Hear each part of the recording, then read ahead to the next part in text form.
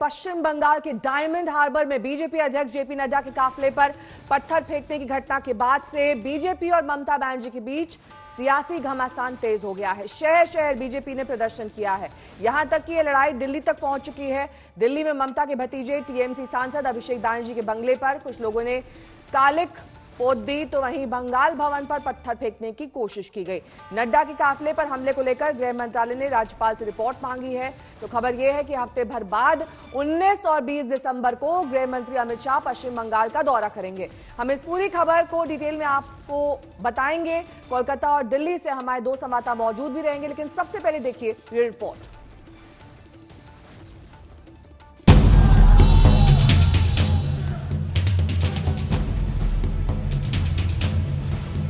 Car के टूटे हुए शीशे, कार की सीट पर पड़ी हुई ईंट, नड्डा के काफिले पर हुए पथराव ने पश्चिम बंगाल की सियासत को गरमा दिया है। गर्मा गर्मी इतनी कि इसकी आंच दिल्ली तक पहुंच गई। ये तस्वीर दिल्ली में ममता बनर्जी के भतीजे और टीएमसी सांसद अभिषेक बनर्जी के बंगले की है। कल देर रात कुछ प्रदर्शनकारियों ने अभिषेक बनर्जी के बंगले की दीवार को काले रंग से पोत दिया। इतना ही नहीं, बंग भवन पर भी पथराव हुआ। दिल्ली पुलिस फौरन मौके पर पहुंच गई, लेकिन टीएमसी ने अब तक कोई शिकायत दर्ज नहीं कराई है। साफ है कि बीजेपी और ममता बनर्जी के बीच एक बार फिर से तलवारें खिंच गई हैं। पथराव की घटना पर नड्डा ने ममता पर हमला बोला, तो ममता ने इसे सियासी नाटक करार देकर मामले को रफा दफा करने की कोशिश की। प्रशासन नाम की कोई चीज नहीं है। राजनीतिक विद्वेष के साथ काम चल रहा है। क्या हम ऐसे ही बंगाल की कल्पना करते हैं? आज ममता सरकार ने जिस तरीके से राजनीतिक घटनाक्रम चला रही हैं, वह प्रजातंत्र के लिए अत्यंत घातक, it is detrimental to the Indian democracy. और यह स्पष्ट बताता है कि इनटॉलरेंस दाय नेम इज ममता। কোনদিন একটা চিফ মিনিস্টার চলে আসছে, কাজ নেই তো কিছু, লোকের কাজ করে না। কোনদিন হোম মিনিস্টার চলে আসছে, কোনদিন ওই আরেকটা মিনিস্টার চলে আসছে, কোনদিন চারটা নাড্ডা ফাড্ডা ভাড্ডা গাড্ডা সব চলে আসছে একটা করে। আর তারা একা প্রোগ্রাম করবে, আর কেউ করবে না। আর যেদিন তারা প্রোগ্রাম করবে, লোক যদি না আসে তাহলে নিজে সাজিয়ে রাখবে, যাতে নটঙ্কি করে ন্যাশনাল নিউজে ভালো করে দেখায় দেখো আমরা মেরেছি। আরে তোমার পেছনে 50 টাকারই কেন যায়? कल कोलकाता के डायमंड हार्बर में हमले की घटना हुई और इसकी गूंज दिल्ली तक पहुंचते देर नहीं लगी। गृह मंत्रालय ने पश्चिम बंगाल के राज्यपाल जगदीप धनखड़ से पूरी घटना की रिपोर्ट मांगी है। वहीं राज्यपाल ने पूरे मामले को लेकर ममता सरकार पर निशाना साधा है। धनखड़ ने ट्वीट किया, मैंने जेपी नड्डा के काफिले पर हुए हमले को लेकर अधिकारियों को बुलाया था, लेकिन ये दुर्भाग्यपूर्ण है कि कोई अधिकारी अपडेट के साथ नहीं पहुंचा। ये लगातार राज्य में संवैधानिक सिस्टम की विफलता को दर्शाता है। आज राज्यपाल दोपहर 12 बजे प्रेस कॉन्फ्रेंस करेंगे। उधर पश्चिम बंगाल के बीजेपी अध्यक्ष दिलीप घोष ने गृह मंत्री को चिट्ठी लिखकर नड्डा की सुरक्षा में चूक का मुद्दा उठाया है। कानून व्यवस्था पूरा चरमरा गई है और इसीलिए बार बार 356 जारी की लोगों की दावा बढ़ रही है। मैंने कल होम मिनिस्टर को चिट्ठी लिखा था कि माननीय नड्डा जी का जो सुरक्षा व्यवस्था उसमें काफी चूक हुई है। राज्य सरकार की तरफ से कोई सहयोग नहीं था, पुलिस नहीं था, कहीं पर पुलिस था भी तो उनके सामने सारा उत्पात किया गया। गृह मंत्रालय के आदेश के बाद सीआरपीएफ के सीनियर अधिकारी दिल्ली से भेजे गए, जो सुरक्षा को लेकर रिपोर्ट देंगे। कल से जारी घटनाक्रम की वजह से बंगाल पर घमासान अब भी जारी रहेगा। कोलकाता से मनोज्ञा लोईवाल और दिल्ली से अभिषेक आनंद के साथ आज तक ब्यूरो। गाड़ी पर पत्थर फेंके जाने की घटना के बाद आज तक ने बीजेपी के राष्ट्रीय अध्यक्ष जेपी नड्डा से खास बातचीत की। सुनिए इस बातचीत के अंश। बीजेपी के राष्ट्रीय अध्यक्ष जगत प्रकाश नड्डा 2 दिन के दौरे पर हैं बंगाल के, लेकिन ऐसी कई बातें हुई हैं जिसने कई सवाल भी खड़े कर दिए हैं।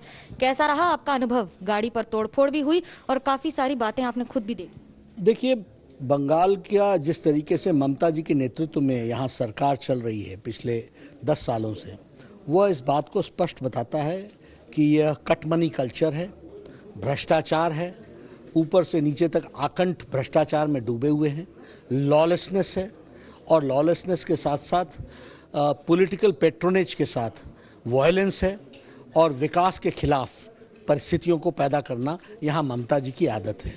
इसलिए हम जानते थे और इसको एक्सपोज करना ये हमारी जिम्मेवारी है, इसको जनता के सामने उजागर करना ये हमारी जिम्मेवारी है, उसको हम बखूबी करेंगे और जनता बीजेपी के साथ है। मुख्यमंत्री ममता बनर्जी कह रही हैं जनता टीएमसी के साथ है, लेकिन आप हैं कि केंद्र की फोर्सेस को लेकर, बाकी सबको लेकर यहाँ पर अपना रुतबा रुबाब दिखाकर नौटंकी कर रहे हैं। देखिए, ये शब्दावली जो ममता जी की है, ये उनके संस्कारों के बारे में बताता है। This speaks volumes about her personality, about her culture, about the traditions in which she is brought up. So she has to answer that question. But politically अगर आप मैच्योर्ड आंसर मेरे से चाहते हैं तो सच्चाई ये है कि यह भारत देश फेडरलिज्म में विश्वास करता है। यह भारत देश में सभी लोगों को पॉलिटिकल राइट है कि वो अपनी बातों को रख सके, और भारतीय जनता पार्टी के कार्यकर्ताओं का दायित्व है कि जहां श्यामा प्रसाद मुखर्जी और आचार्य देव जो हमारे पहले अध्यक्ष बने, उन्होंने जिस विचारधारा को प्रोपोगेट किया वो बंगाल में प्रतिपादित हो और बंगाल के कल्चर के साथ उसको अलाइन करते हुए आगे बढ़ने का काम है। आरोप ये लग रहे हैं कि आप हिंदू और मुसलमान करके बंगाल में ध्रुवीकरण करके, बंगाल में राजनीति करके अपना सत्ता में आना चाहते हैं। हमारा नारा विकासवाद का है। आयुष्मान भारत हो, चाहे प्रधानमंत्री किसान सम्मान निधि हो, चाहे उज्ज्वला योजना हो, चाहे उजाला योजना हो, चाहे जनधन योजना हो, यह किसी को भी धर्म के आधार पर बांटता नहीं है। ये सभी के लिए बराबर है और मोदी जी के द्वारा सबको मुख्य धारा में शामिल करने का काम किया है। सबका साथ, सबका विकास, सबका विश्वास, इसी मंत्र को लेकर हम चल रहे हैं। और कल की इस हमले की घटना से बीजेपी के कार्यकर्ता गुस्से में हैं। शहर शहर बीजेपी के कार्यकर्ताओं ने सड़क पर प्रदर्शन किया है। 6 जगह की तस्वीरें हम आपको दिखा रहे हैं, बिदनापुर, दुर्गापुर, आसनसोल, बैरकपुर, जबलपुर और इंदौर, जहां पर इस घटना को लेकर रोष है कार्यकर्ताओं के बीच और इसी वजह से धरना प्रदर्शन किया गया। कई जगहों पर बड़ी संख्या में कार्यकर्ता जमा हुए और उन्होंने अपना गुस्सा जाहिर किया। इंद्रजीत कुंडू हमारे संवाददाता सब तमाम जानकारी के साथ कोलकाता से जुड़ गए हैं। दिल्ली से हमारे संवाददाता हिमांशु मिश्रा हमारे साथ हैं। सबसे पहले इंद्रजीत, आपका रुख करते हुए, जेपी नड्डा ने यह साफ कर दिया कि इस घटना की वो निंदा करते हैं और इसी तरह की उम्मीद उन्हें ममता बनर्जी से थी, लेकिन टीएमसी तो इन आरोपों को नकार रही है। कौन से ऐसे साक्ष्य हैं, वहां पर कौन से सबूत हैं जो इस बात की ओर इशारा करते हैं कि टीएमसी ने इस हमले को अंजाम दिया है? देखिए नेहा, राजनीतिक खींचातानी जो है वो दोनों पार्टियों के बीच में चल रही है। पॉलिटिकल रेटोरिक जिसे कहा जाता है। बीजेपी का साफ कहना है कि तृणमूल कांग्रेस के कर्मियों ने इसको अंजाम दिया है। तृणमूल का कहना है कि बीजेपी खुद अपने लोगों से ये करवाया है। जो विजुअल्स दिखा रहे हैं हम लोग, उसमें साफ जाहिर होता है कि जो लोग हमला कर रहे थे, जो लोग रास्ता रोको कर रहे थे, उनके हाथ में तृणमूल का झंडा था। पुलिस इसको इन्वेस्टिगेट कर रही है और ये जानने की कोशिश कर रही है कि आखिर जो पत्थर फेंके गए थे वो उनमें से कौन थे। क्या वो गुंडे थे जो उस भीड़ में घुस गए थे, किस पार्टी से वो बिलोंग करते हैं। लेकिन ममता बनर्जी सरकार और ममता बनर्जी खुद ये कह दिया है कि ये पूरा एक ऑर्केस्ट्रेटेड ड्रामा है, एक स्टेज मैनेज किया गया है, क्योंकि बीजेपी के पास कॉन्फिडेंस नहीं था कि कल जेपी नड्डा का जो सभा डायमंड हार्बर में होने वाला था वहां पे वो उतना भीड़ जुटा पाए। और यही कारण है कि जिस तरह से फार्मर्स के आंदोलन चल रहा है दिल्ली में, उससे जो लाइमलाइट है उसको भटकाने के लिए इसको अंजाम दिया गया है। बहुत शुक्रिया इंद्रजीत इस तमाम जानकारी के लिए। हिमांशु का रुख करेंगे। हिमांशु, जिस तरीके से कालिक पोतने की घटना हुई है, उसके पहले हमने दोपहर में देखा था कि जेपी नड्डा के काफिले पर हमला हुआ। एक तरीके से वार प्रतिवार का ये दौर चल पड़ा है, लेकिन जाहिर तौर पर जहां कालिक पोतने की घटना हुई है, सीसीटीवी कैमरे लगे होंगे, क्या कुछ तस्वीरों में निकलकर सामने आ रहा है?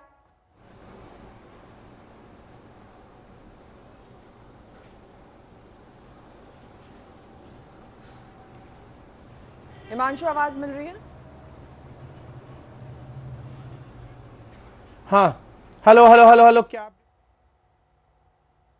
जी, सवाल मेरा आपसे ये कि जिस तरीके से अब ये लड़ाई सीधे टीएमसी और बीजेपी के बीच आर पार की हो गई है, ऐसे में कल जो ये कालिक पोतने की घटना हुई है, इस पर क्या जानकारी मिल रही है? किसने इसे अंजाम दिया है? सीसीटीवी कैमरे क्या बता रहे हैं?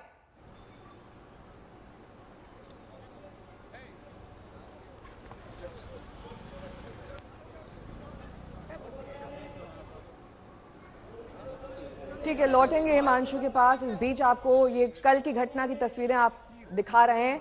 जेपी नड्डा के काफिले पर हमला किया गया, बड़े बड़े पत्थर गाड़ी पे फेंके गए, जिसकी वजह से शीशा डैमेज हो गया, अंदर भी नुकसान हुआ है गाड़ी को। और ये हमला बेहद निंदनीय जेपी नड्डा ने बताया है। और कल की घटना से बीजेपी के कार्यकर्ता भी गुस्से में हैं। शहर शहर कार्यकर्ताओं ने प्रदर्शन किया, ममता के खिलाफ अपना गुस्सा जाहिर किया और ममता बनर्जी के पुतले भी फूके गए, नारेबाजी की गई।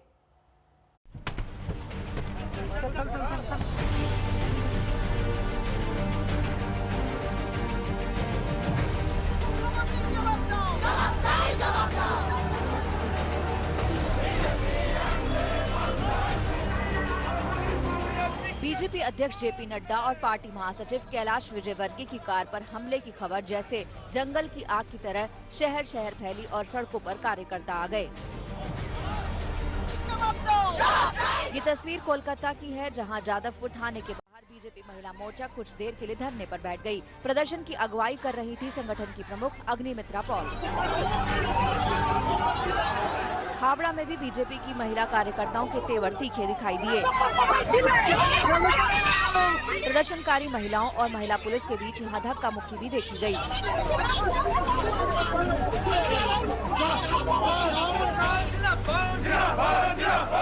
देखते ही देखते ममता सरकार के खिलाफ विरोध प्रदर्शन शहर शहर फैल गया। हुगली जिले के आराम बाग में बीजेपी कार्यकर्ताओं ने रास्ता जाम कर ममता बनर्जी का पुतला फूका, तो हुगली के चुचुड़ा में सड़क पर टायर जलाकर विरोध प्रदर्शन किया गया।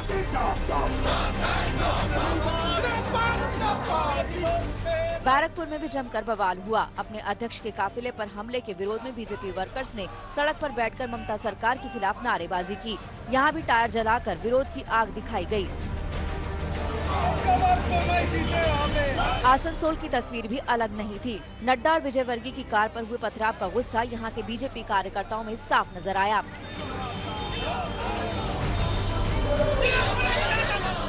दुर्गापुर में बड़ी तादाद में बीजेपी की महिला कार्यकर्ता ममता सरकार के खिलाफ सड़कों पर थी। ईस्ट मिदनापुर में बीजेपी के प्रदर्शन से सड़क पर भारी जाम लग गया।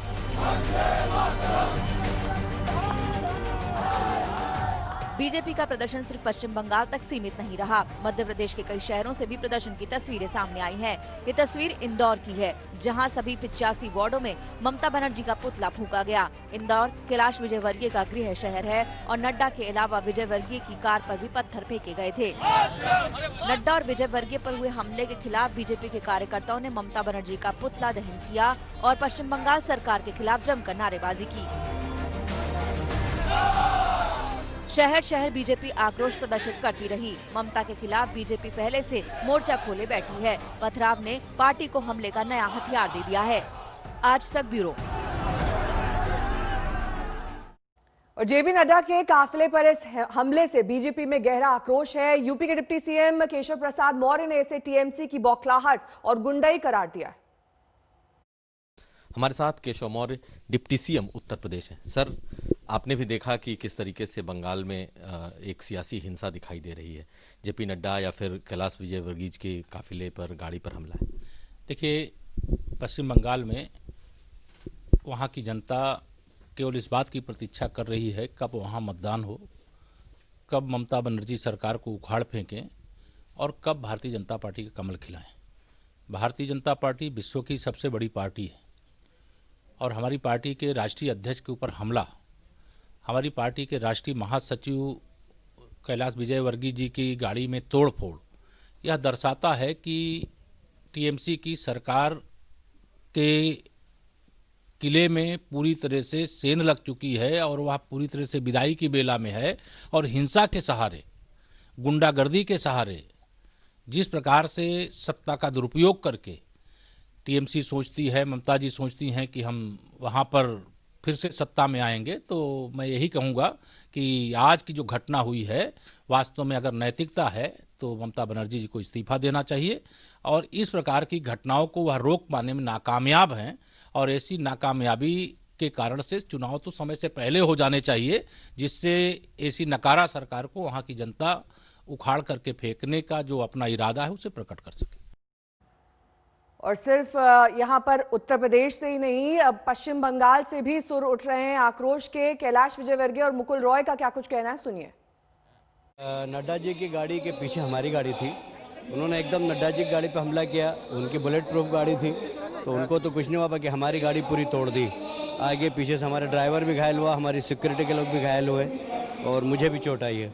और टारगेट करके नाम ले लेके वो लोग चिल्ला चिल्ला के गालियां दे रहे थे और पथराव कर रहे थे। और शर्म की बात है कि पुलिस अधिकारी वहीं खड़े थे। देखिए यहाँ पर लॉ एंड ऑर्डर है ही नहीं, यहाँ इस सरकार को बने रहने का कोई अधिकार नहीं है। बंगाल में अभी प्रेसिडेंट शो चालू होना चाहिए, बंगाल का आइन का कोई शासन नहीं है। जिस तरह से आप पर हमला हुआ है, what happened to you exactly, if you could explain. नहीं, ये तो बंगाल का जो स्थिति है ये सारा बंगाल की है, ये अलग करके नहीं है। रुक करेंगे अब किसान आंदोलन का। दिल्ली के बॉर्डर पर किसानों के आंदोलन का आज 16वां दिन है। किसानों का आंदोलन अब भी जारी है और दिल्ली के सिंघू बॉर्डर का क्या कुछ हाल है, ये जाना हमारे संवाददाता ने। किसान आंदोलन का आज 16वां दिन है। किसान अपनी मांगों को लेकर के अड़े हुए हैं और ऐसे में किसानों की तरफ से कल देश भर के अंदर रेल रोको जो आंदोलन जो है वो किया जाएगा। किसान लीडर्स हमारे साथ हैं। कल की तैयारियां क्या कुछ हैं इसको लेकर के, क्योंकि सरकार एक बार प्रपोजल जो है वो भेज चुकी है, उसको आप नकार चुके हैं। किसान मजदूर संघर्ष कमेटी पंजाब जिला अमृतसर अध्यक्ष लखविंदर सिंह वरियाम नंगल बोल रहा हूँ जी। जो सरकार ने प्रपोजल भेजी, पहली बात तो प्रपोजल 7 तारीख को देनी थी, नहीं दिए। 8 तारीख का बंद का बोल करके भी नहीं दिया। 9 तारीख को भी दोपहर के बाद में दिया, 9 की इन्होंने मीटिंग रखा था। इससे साफ जाहिर हो रहा कि सरकार की नीति में खोट है, नीति और नीति में खोट है। अगर थोड़ा भी इनकी नीति साफ हो तो फिर ऐसा क्या बात है कि वो समय से प्रपोजल भी वही है जो वहाँ बातें बताई गई हैं।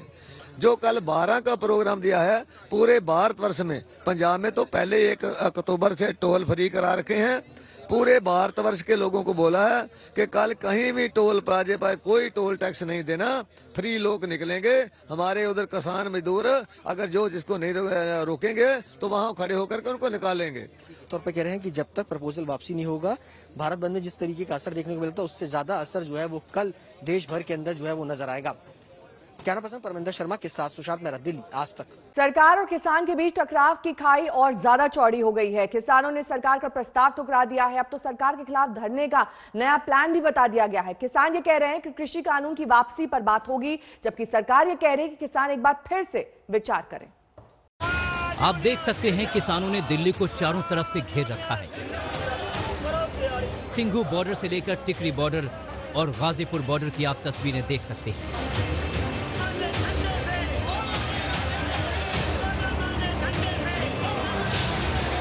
तीनों कृषि कानूनों को वापस करने और एमएसपी को लेकर के किसानों ने अपने आंदोलन को और तेज करने की बात कही है। उनका कहना है कि सरकार जब तक ये तीनों कानून वापस नहीं करती तब तक हमारा आंदोलन जारी रहेगा और ये आंदोलन सिर्फ यहाँ नहीं पूरे देश भर में फैलेगा।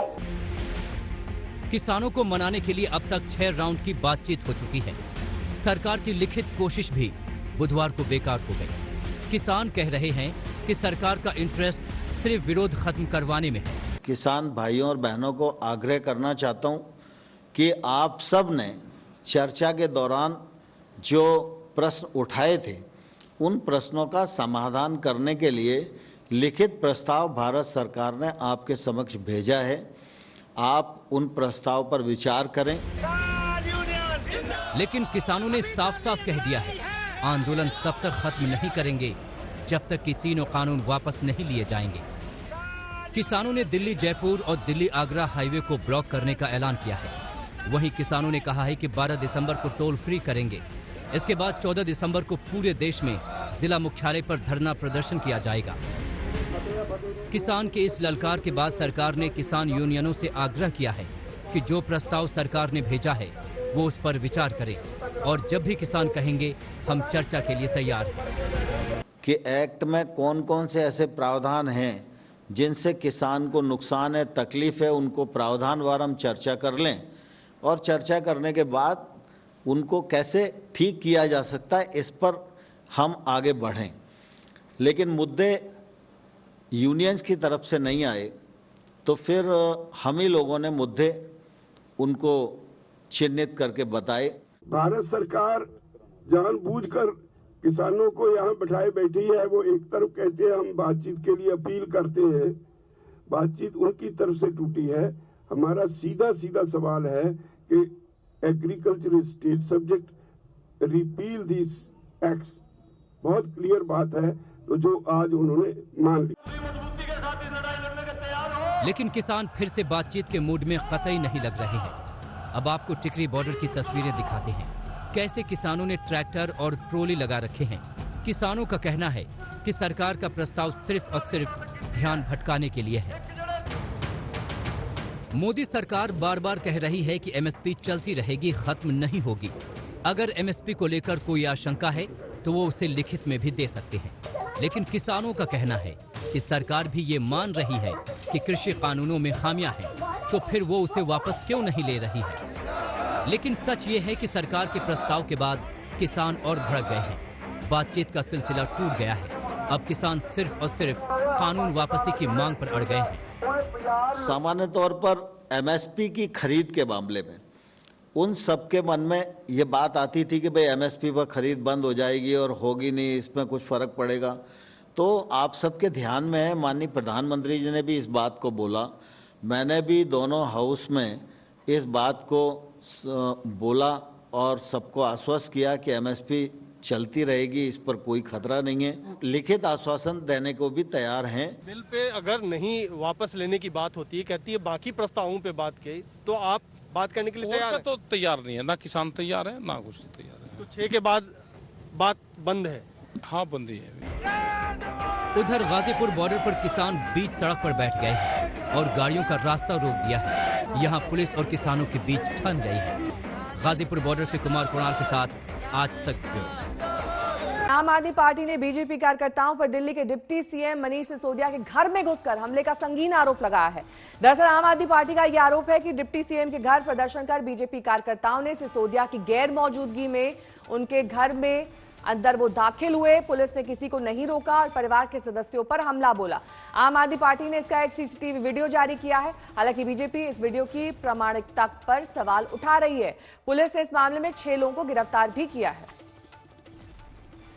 के परिवार पे जब वो उप मुख्यमंत्री घर पे नहीं थे, जब उनकी पत्नी घर पे थी, जब उनका बच्चा घर पे था, तो बीजेपी के गुंडों को भेज के, पुलिस की संरक्षण में भेज के उनको मारने का प्रयास किया गया है। और ये वीडियो हम आपसे शेयर भी करेंगे, आप उसे ध्यान से देखिएगा।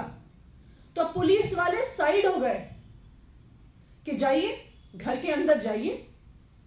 वो तो जो डेप्यूटी सीएम का कैंप ऑफिस है, आखिरकार उसके अफसर बाहर निकल कर आए और उन्होंने वहां से लोगों को रोका, रास्ता रोका और उन्हें बाहर भेजा। तंसीम हैदर इस वक्त हमारे साथ जुड़ गए हैं तमाम जानकारी के साथ। तंसीम, इस जो सीसीटीवी वीडियो जारी किया गया है, इसकी प्रामाणिकता को लेकर अब क्या कहा जा रहा है, जांच की जा रही है? जी, दोनों जो सीसीटीवी सामने आए उसमें वो दिल्ली पुलिस के पुलिस ऑफिसर उसकी जांच कर रहे हैं और इस मामले में 6 लोगों को डिटेन किया गया है और 10-12 लोग जो लोग दिखाई दे रहे हैं सीसीटीवी में, उन बाकी लोगों की भी पहचान की जा रही है। पुलिस ने इसमें पूरे मामले में ट्रेस पासिंग से जुड़ी हुई FIR दर्ज कर ली है और पुलिस अफसरों का कहना है कि इनमें से जो चेहरे आइडेंटिफाई हो जाएंगे उस वीडियोस में से, उनको प्रॉपर गिरफ्तार किया जाएगा और जेल भेजा जाएगा। बहुत बहुत शुक्रिया तंसीम इस तमाम जानकारी के लिए आपका। महाराष्ट्र कैबिनेट ने शक्ति एक्ट के मसौदे को मंजूरी दे दी है, जिसमें रेप के लिए मृत्यु दंड की सजा है। ड्राफ्ट को अब महाराष्ट्र विधानसभा में पेश किया जाएगा।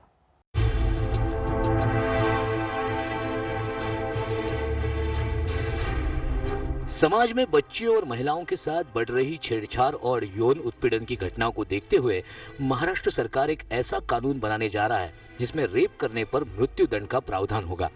एक आधी महिला के ऊपर या लड़की के ऊपर अत्याचार हुआ तो उसमें कोर्ट में केस चलने के बाद में उसको जन्मठेप की शिक्षा थी, लेकिन इसमें मृत्यु दंड की शिक्षा हमने इस कायदे में प्रस्तावित की है। अब ये शक्ति जो कायदा महाराष्ट्र शासन जो बनाने जा रहा है, इसको आज कैबिनेट ने मंजूरी दिया है और मंजूरी के बाद अभी ये विधानसभा में इसकी चर्चा होगी। सभी पार्टी के आमदार, सभी पक्ष के आमदार, उनके साथ में चर्चा होने के बाद में उन्होंने मंजूरी देने के बाद में ये केंद्र शासन को मंजूरी लेके भेजा जाएगा और केंद्र शासन से फिर राष्ट्रपति हो जाएगा। ये पूरी प्रक्रिया हमको पूरी करना है, लेकिन आज कैबिनेट ने इसके बारे में चर्चा होकर आज इसको मंजूरी दी है। शक्ति एक्ट 2020 में क्या क्या प्रावधान रखे गए हैं, इस पर एक नजर डालते हैं। बेहद गंभीर और घृणित अपराध के लिए मौत की सजा का प्रावधान होगा। ऐसे अपराध की जांच के लिए 15 दिन की समय सीमा रखी गई है।